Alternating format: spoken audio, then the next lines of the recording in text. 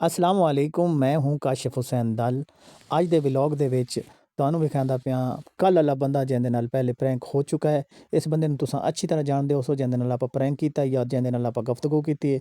ਉਸ ਤੋਂ ਬਾਅਦ ਇਸ ਬੰਦੇ ਨੂੰ ਤੁਸੀਂ ਜਾਣਦੇ ਹੋ ਸੋ ਜਿਹੜੇ ਬੰਦੇ ਨੁਮਾਨ ਨੂੰ ਹਥੌੜਾ ਮਾਰ ਦਿੱਤਾ ਇਹ ਨਸ਼ੇਈ ਲੱਤਾਂ ਚਾਹ ਕੇ ਉੱਤਾਂ ਹੀ ਬੈਠਾ ਰਹਿੰਦਾ ਹੈ। ਅਤੇ ਉਸ ਤੋਂ ਬਾਅਦ ਇਹ ਭਾਈ ਆ ਗਏ ਨੇ ਦਰਜੀ ਸਾਹਿਬ ਅਤੇ ਇਹ ਵੀ ਦਰਜੀ ਸਾਹਿਬ ਅਤੇ ਆਪਾਂ ਹੁਣ ਅੱਗਾ ਚੱਲਦੇ ਹਾਂ ਨੁਮਾਨ ਭਾਈ ਕੋਲੋਂ।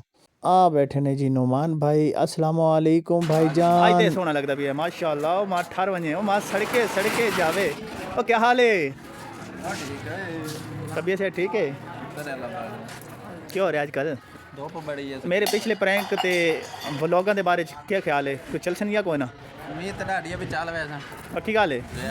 ਹੁਣ ਜੀ ਕੈਮਰਾ ਘੁਮਾने ਆਪਾਂ ਮੁਰਗਿਆਂ ਵਾਲੇ ਪਾਸੇ। ਅੱਜ ਦੋ ਮੁਰਗੇ ਮੈਂ ਘਰੋਂ ਚਾਹ ਕੇ ਲਾਏ ਆ ਫਾਰ ਸੇਲ ਵਾਸਤੇ। ਇੱਕ ਇਹ ਵੱਡਾ ਮੁਰਗਾ ਖੜੀ ਜਿੰਦੇ ਵੱਡੇ ਵੱਡੇ ਕਿੱਲ ਵੀ ਮਹਿਸੂਸ ਹੁੰਦੇ ਨੇ ਤੇ ਇਹ ਦੂਸਰਾ ਮੁਰਗਾ ਇਹ ਫਾਰ ਸੇਲ ਇਨ ਪੈ ਜੀ।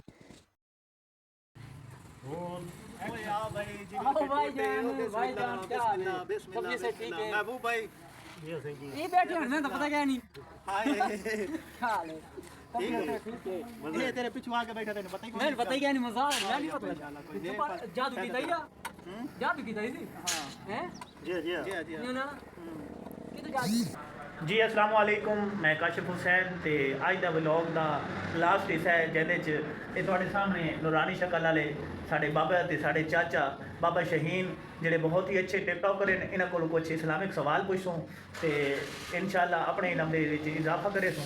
ਇਹ ਤੁਹਾਡੇ ਸਾਹਮਣੇ ਮੌਜੂਦ ਹਨ ਤੇ ਪਹਿਲੇ ਇਹਨਾਂ ਦਾ ਇੰਟਰਵਿਊ ਕਰੇ ਸੂੰ। अस्सलाम वालेकुम बाबा जी। वालेकुम अस्सलाम वरहमतुल्लाहि वबरकातुहू। बाबा जी क्या हाल है? ठीक हो? अल्लाह दी रहमत नाल जी रहे हैं, अल्लाह दे फजल दे नाल खा रहे हैं पी रहे हैं, अल्लाह दी कुदरत दे कामना दे नाल सब कुछ ठीक है। बाबा जी है इजाज़त कुछ सवाल ਤੁਹਾਡੇ ਕੋਲ ਪੁੱਛ ਲੈਣ ਇਸਲਾਮਿਕ ਹਿਸਟਰੀ ਦੇ ਹਵਾਲੇ ਨਾਲ? ਪੁੱਛ ਸਕਦੇ ਹੋ ਜੀ। ਜੀ ਬਾਬਾ ਜੀ ਤੁਹਾਡੇ ਕੋਲ ਪਹਿਲਾ ਸਵਾਲ ਸਾਡਾ ਇਹ ਪਿਆ ਕਿ ਇਨਸਾਨ ਨੂੰ ਸਭ ਤੋਂ ਪਹਿਲੇ ਕਬਰ ਬਣਾਉਣਾ ਕਿਸ ਨੇ ਸਿਖਾਇਆ ਹੈ? कबर बनावन वास्ते हजरत आदम अलैहिस्सलाम के बेटे हाबील ते काबिल आपस विच कतल किया आई। उस मोढे ते अपने कंधे ते चाह ते वधारी आई। 40 दिन के बाद एक कव्वे ने कव्वे नूं मारा आई। मार के उसने चुज नाल खड्डा खोदा आई। खोद के ते कार विच सट के ते उत्तों मिट्टी सट्टी आई।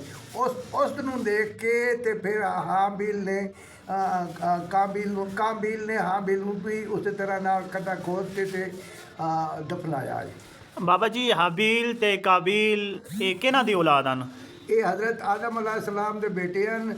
ਦੋ ਸੁਬਹ ਹੁੰਦੇ ਹਨ ਦੋ ਸ਼ਾਮ ਹੁੰਦੇ ਹਨ। ਜਿਹੜੇ ਦੋ ਸੁਬਹ ਹੁੰਦੇ ਹਨ ਦੋ ਸ਼ਾਮ ਹੁੰਦੇ ਹਨ ਆਪਸ ਵਿੱਚ ਉਹਨਾਂ ਦੀ ਸ਼ਾਦੀ ਹੁੰਦੀ ਹੈ।